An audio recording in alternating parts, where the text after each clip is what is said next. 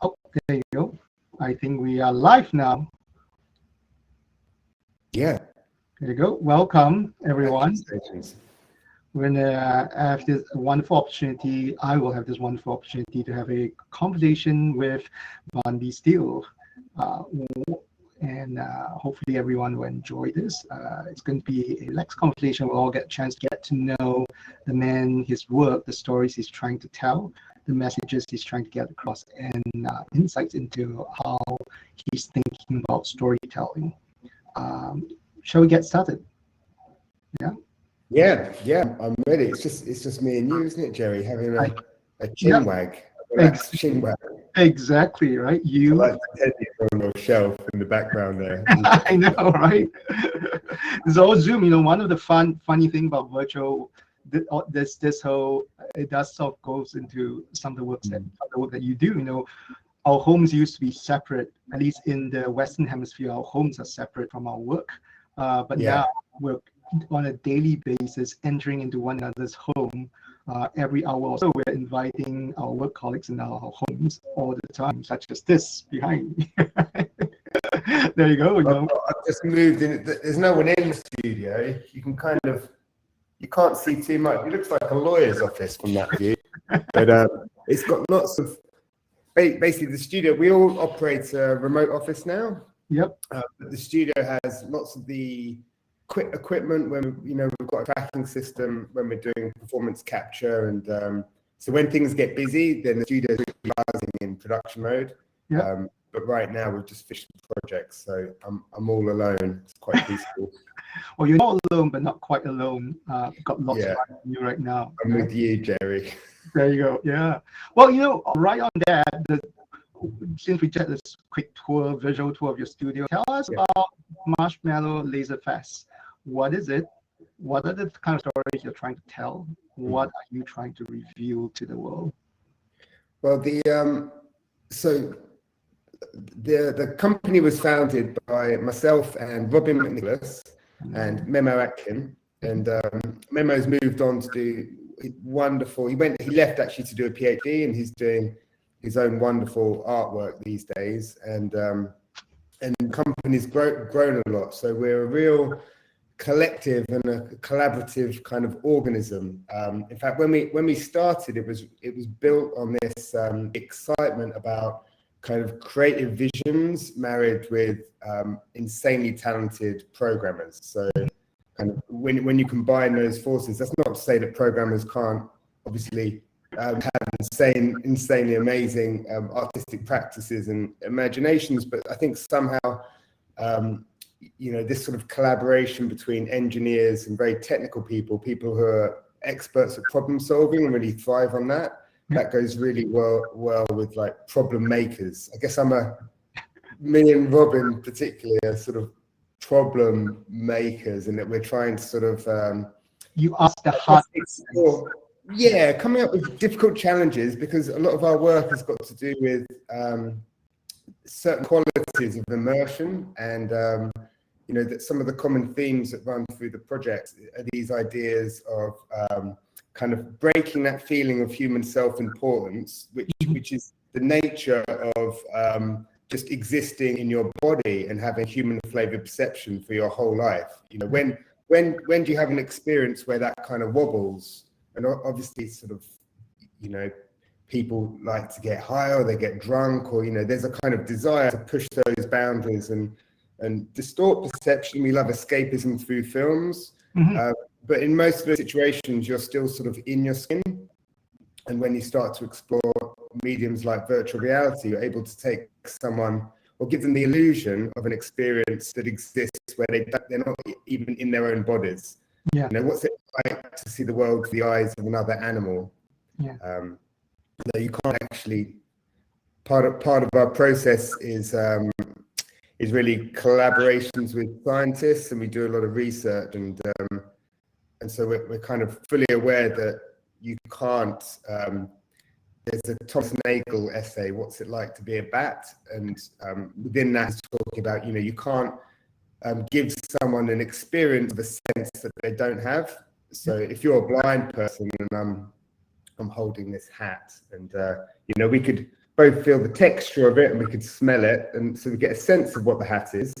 But the richness of sight is something that goes beyond language or beyond any other sense. So when we're exploring these sort of non-human sensory perspectives, there's always an element of poetry in how we translate one organism's perception into the how it gets translated to our senses. Yeah, and I think that's both the beauty and the potential of the work that you do in AR and VR as well. And so there's two aspects that I really love. The first, just as you described, allowing us to almost take on, to adopt by proxy the senses that we don't necessarily have, or the scope, the breadth of the senses that we as humans right now don't necessarily have. But at the same time, it feels like the AR and VR experience that you give, allowing people to, as you said, push their senses in a way that feels unsafe, but yet psychologically they know it's safe to push that boundary. Unlike you get high on ayahuasca, that sort of, there is a real bodily risk to that kind of sensory boundary pushing. I love how these two, how you're allowing this kind of pushing in pushing the other while giving people a safe, or at least they feel safe enough to do it. Yeah, I think you've raised a sort of a key point, which is, within sort of psychedelic therapy and I guess the history of that area, there's lots of talk about set and setting and how important that is for kind of situations where you might be more vulnerable or where you maybe don't feel as much in control. I think there's an element of kind of, I guess, there can be barriers of fear and feelings of surrender that are sort of prompted within the work that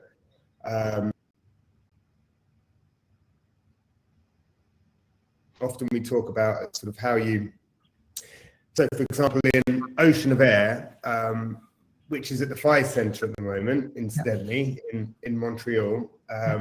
So that's one of the pieces that maybe we're most proud of, because we had the sort of time and budget and all of the work that we'd done that led up to that moment. It was a kind of the fullest expression of how we envisage creating these kind of experiences.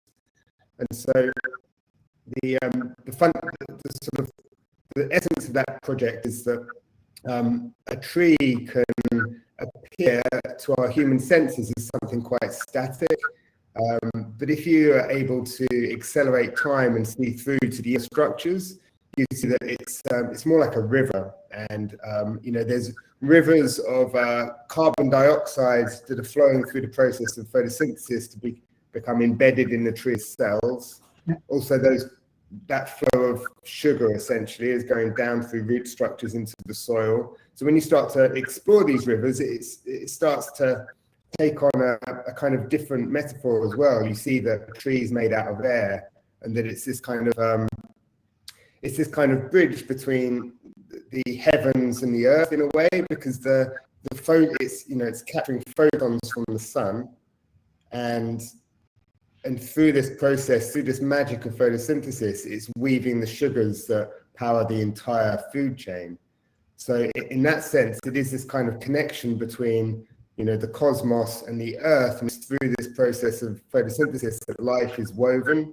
I love this idea that life is woven out of sunlight. And actually something we learned while we were doing this project, we had the great privilege of spending some time with Stefan Harding, who's an Earth system scientist.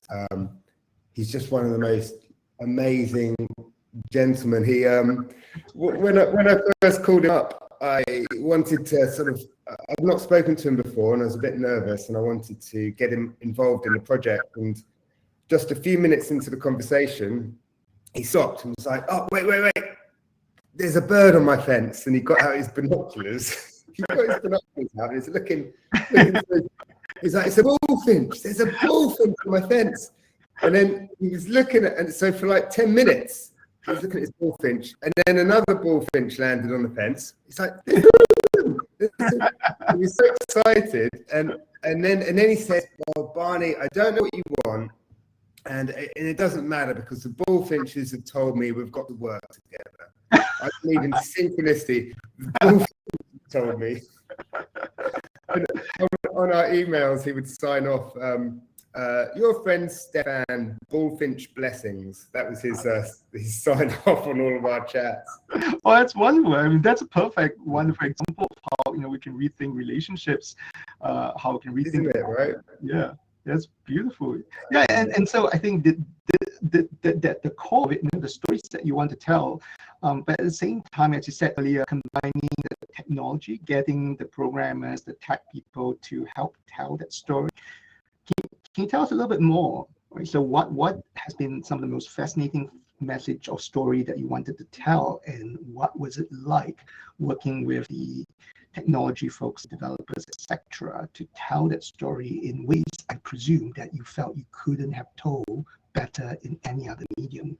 What was it like to collaborate? Yeah, well, I think you know, like I was touched on before, there's this the ability of virtual reality to take you out of the skin and to explore quite dramatic perspective shifts that, if rooted in science, then they're allowing you to experience these kind of boundaries, these outer reaches of reality as it is sort of observed through scientific instrumentation. So like, if you ask a kid to draw like a planet, they can draw, you know, the rings of Saturn, or they might draw the moon, but to the naked eye, they've never seen that. They haven't, or they've seen it just as a dot kind of thing. So when you start looking at Hubble images, you know, the beauty of space has been shaped by these technologies that allow us to peer deep into the cosmos. Yeah. And so, and then also with those aesthetically sort of arresting images that have a sort of, they resonate on a much more emotional level than purely the white dots against the black sky. And then you pair that with a story like, you know, that all of the heavy elements that are needed to create, you know, carbon-based life, they were created in supernova explosions of, you know, ancient stars that formed and died. And so suddenly your whole, when you look up at the sky, you've got these scientific narratives that flavor your perception. You know, you can't unsee that stuff. And I think these stories, these scientific narratives are a wonderful way of creating a sense of awe and wonder. They embed us within the deep mystery. You know, suddenly you're not this separate individual that's kind of just sort of appeared on this rock. You're the process of the Big Bang still unfolding. Yeah. And those narratives can be, in one sense, they can make you feel very small and insignificant, but they also embed you in the whole thing. You're inseparable from it. Yeah. So I think that's that kind of feeling that we're trying to get, and really that. So what's translated through the work in a way is like an echo of the experience we go through by collaborating with the scientists and doing this deep dives into the research. So in some ways it's just kind of selfish. It's like, oh, it's really interesting and fun to dive into these topics, and then the work is a sort of, it comes out of that process. But maybe one of the more sort of, there's another element to this which I think is also at the heart of what we do, which is addressing this myth of separation. So the stories that we tell ourselves about ourselves, and specifically about ourselves in relationship to everything else around us, they shape our decisions. So whenever you're hungry, you're very unlikely to eat someone you know or your pet. Like, no one's really going to do that. And so the things that you experience and the things that are close to you, you build relationships to those things. And so in a situation at the moment where, you know, you reach for a can of tuna on a shopping at the supermarket, you're so distant from tuna, the fish, that being, you know, looking at it in the eye and having a deep connection to it. And if you saw that your actions were pushing species to extinction, or that your moisturizer was destroying a jungle, you know, if you lived in that jungle, you wouldn't be doing it. So part of the I think part of the power of using virtual reality is that we can go to rare and endangered ecosystems that, you know, unfortunately are disappearing. We can do 3D volumetric scans using LiDAR scanners, work with scientists to understand the biodiversity, take lots of different measurements and readings, and we kind of build this ecosystem simulation based on that real place. It's kind of like a digital double.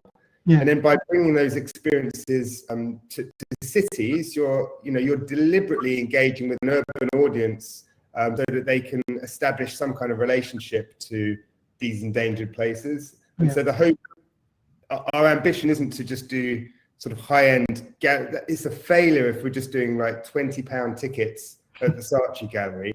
But we're sort of on a pathway where we're quite a small company, we're growing, we're trying to work things out, but our big ambition is to release these virtual worlds on, on platforms like, for example, PlayStation, release them in a way that lots of people can have access to them and go on these sort of journeys where you can empathize with a mosquito in this funny kind of way. If you step out of your body and see how weird the world is, viewed through, the ability to see the movement of carbon dioxide and see an animal breathing at 40 meters away. Suddenly, it's like this weird, magical world where time gets stretched and compressed, and you can see these invisible forces, kind of magical. Seeing them in such a completely different light. Yeah, it can be quite powerful.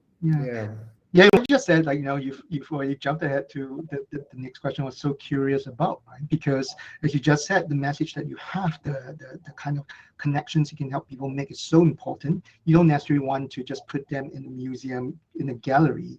And these virtual platforms, be it Xbox or Nintendo or and of course we're gradually seeing the resurgence of virtual galleries and virtual museums as well. Is that where you see yourself going next?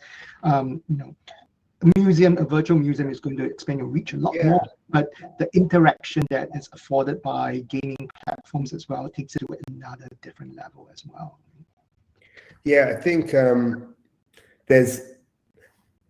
basically, we're sort of open to all possibilities, and there's it being quite a small company, you tend to get caught up in the production process, and you're just like you've built this boat, which is a vision for a project, and then once you're off, you're just fully focused on realizing this thing. And I think every time we produce a new piece of work, it's opening up new possibilities and conversations. And so one of those is, how do we reach a larger audience? And so we're open to all possibilities. Sort of virtual art galleries is definitely an interesting area. I haven't looked too much into that, but it's definitely an interesting space.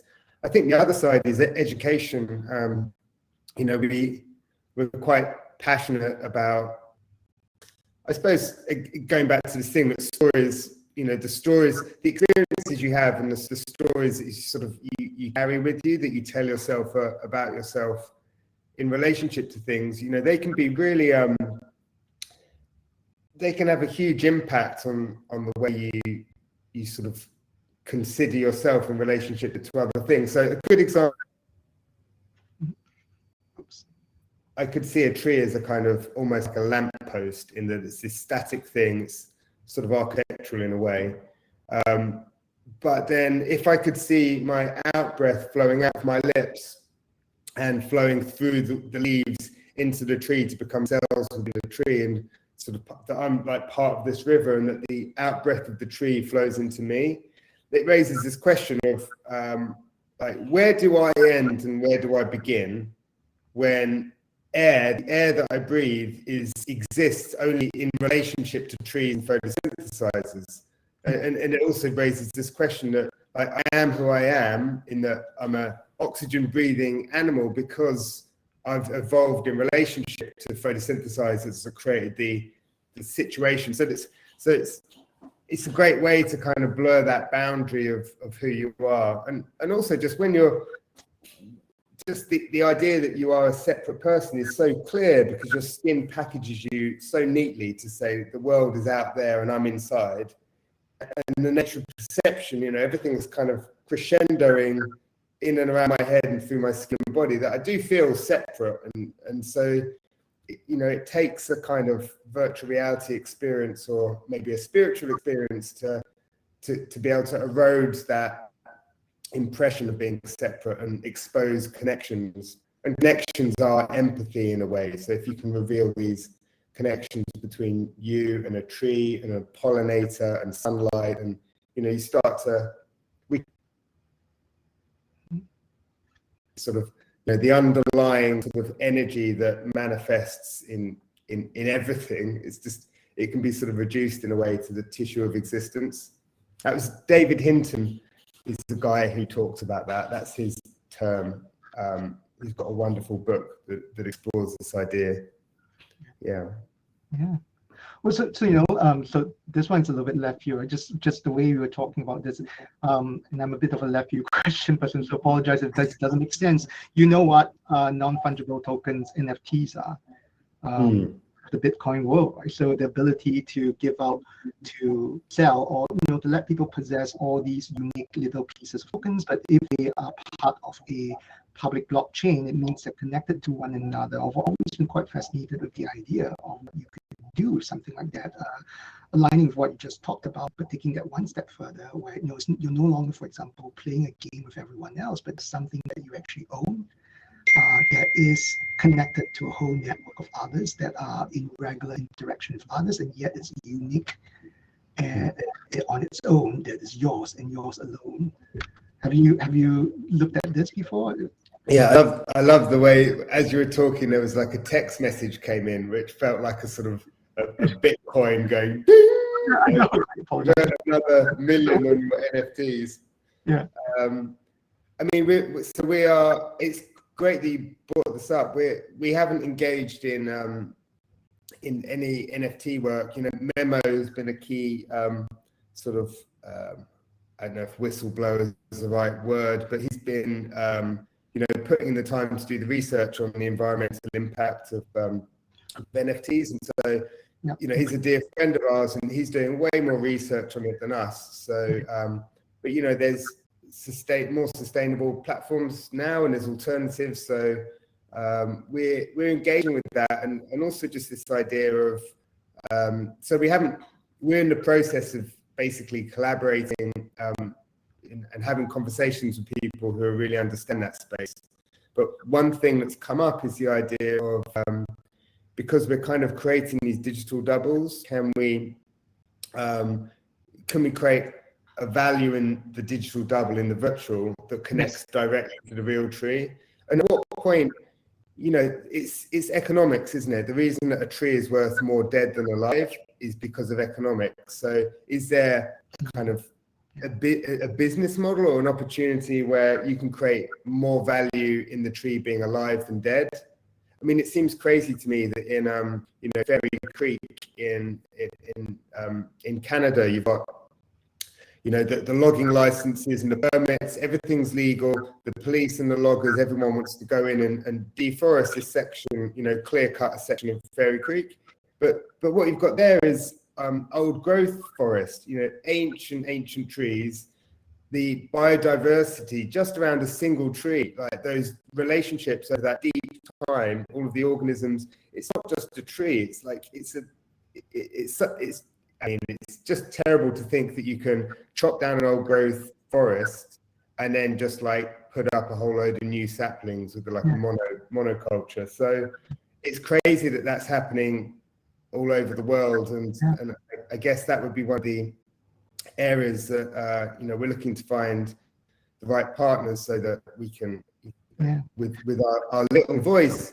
Who knows how this is going to unfold? But our focus of attention is really in service to these ancient beings that have been around for thousands of years. Yeah. I mean, when we went to scan all these sequoia trees in Sequoia National Park, and you know, some of those trees, they're like the biggest organisms on planet Earth. They've been around for, well, they don't really know the oldest ones, but maybe up to like 3,000 years. And it's mind-boggling, and they're under threat now. You know, the forest fires recently made their way up to the exact area that we were doing a lot of the scanning. Yeah. In BC, are you talking about in British Columbia, Canada? You're talking about the sequoia forest in British Columbia, Canada? Is that what you're referring to? No, actually, the sequoia forest was that was not far from LA. It's about 4 hours from LA, up in it's called Sequoia National Park. Yeah. Okay, got it. Yeah. Yeah. No, this is something that I do hope too. Right? That you find a way to tell the story. So for the work that I do, we look at this as a flawed accounting model. As you just said, right? How could a dead tree be worth more than a live tree? How do we fix that for real? How do we get, for example, very practical things like, the trees that line our streets in our cities, not even the old growth, the trees that line our streets in our cities. We have real estate data that tells us that for every tree, old growth tree, or mature tree you have on your street, it increases the value of your property by X amount. Yeah. And yet cities will go and cut those trees down because it's too expensive to maintain them.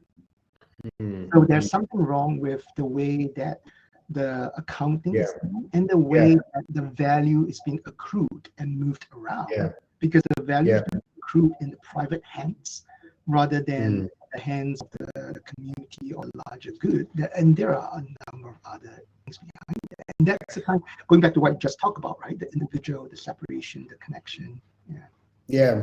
I also think to your point there, it's totally normal to see a tree for not as a living, breathing being with the same rights as you, but as, what use is it to me? Like, what value is it to me?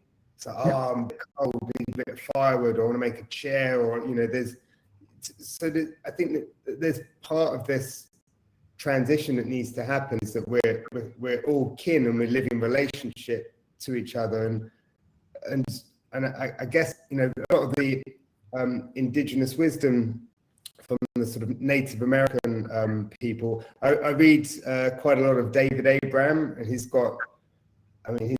a massive inspiration. One of his books, called The Spell of the Sensuous, is it's delicious. It's a masterpiece. It's probably the most influential book, I'd say, in terms of sort of seeding this idea of the more than human world, and how sort of perception, like one flavor of perception, like a human flavor, exists in relationship to all of these other perceptions, and you start to step out of the human field of view and explore this kind of myriad of different organisms that all sense reality slightly differently, and they're all sort of entangled. He explains it way better than I could, but he also talks a lot about the indigenous wisdom, and there's a lot to be said for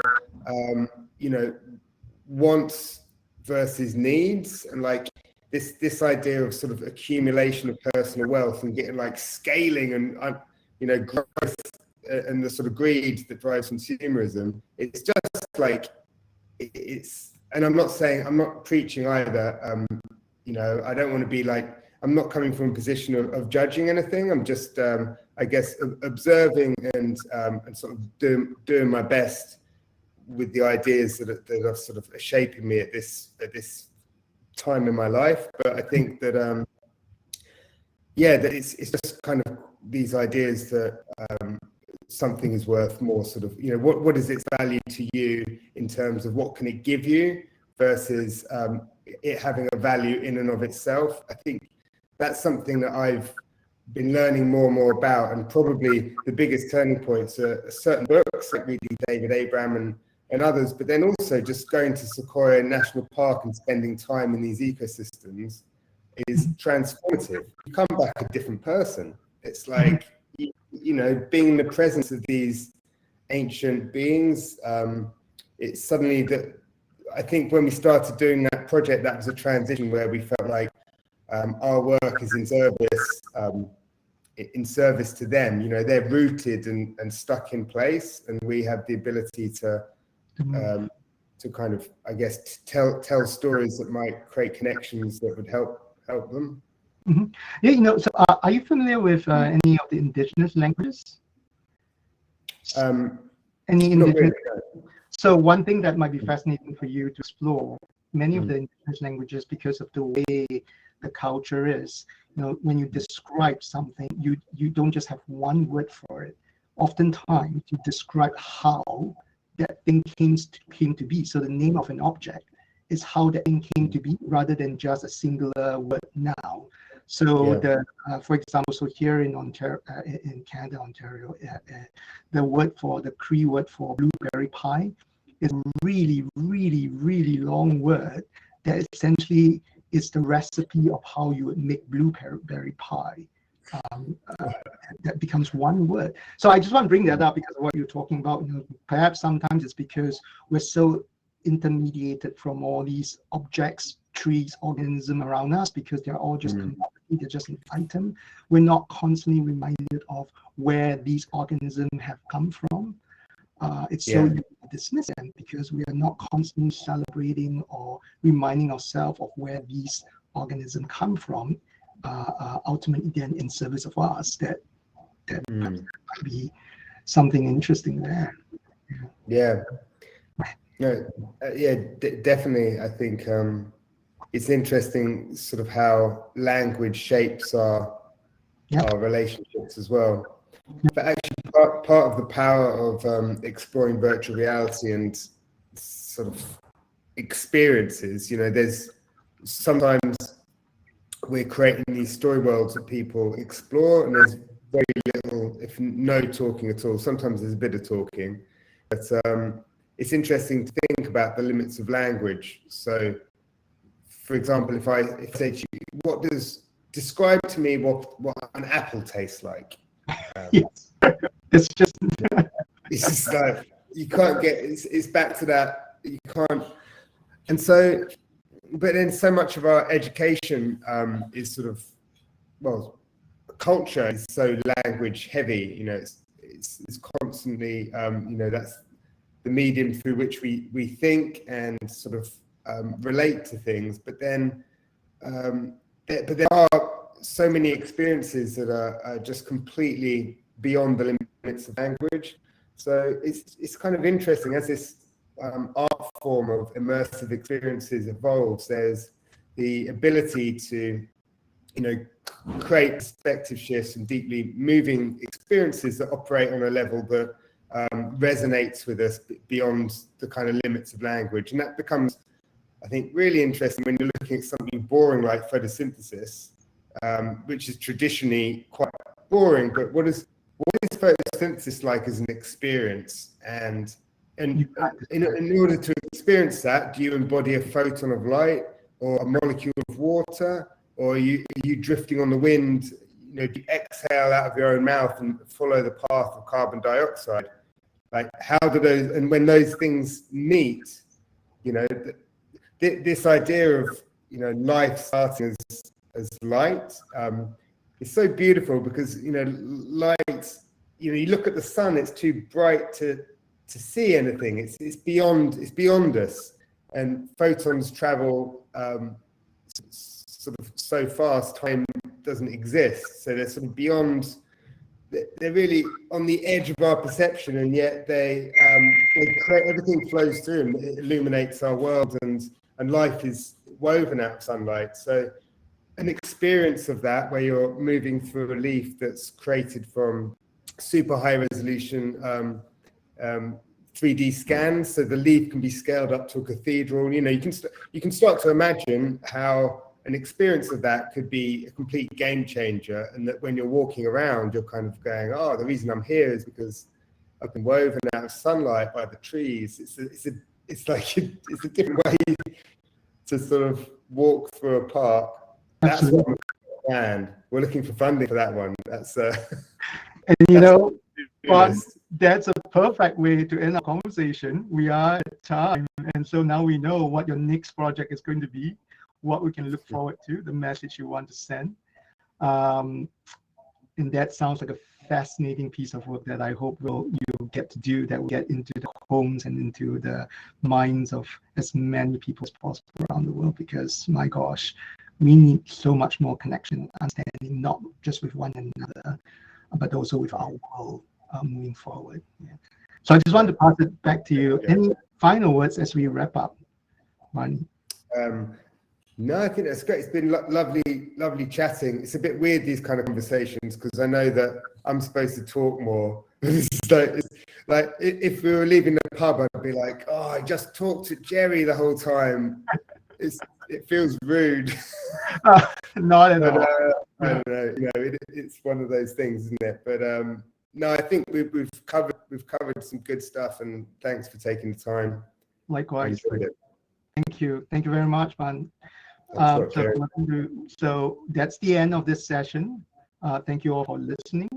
I've been told that we're about to go into a funny, weird 30 seconds as we sign off.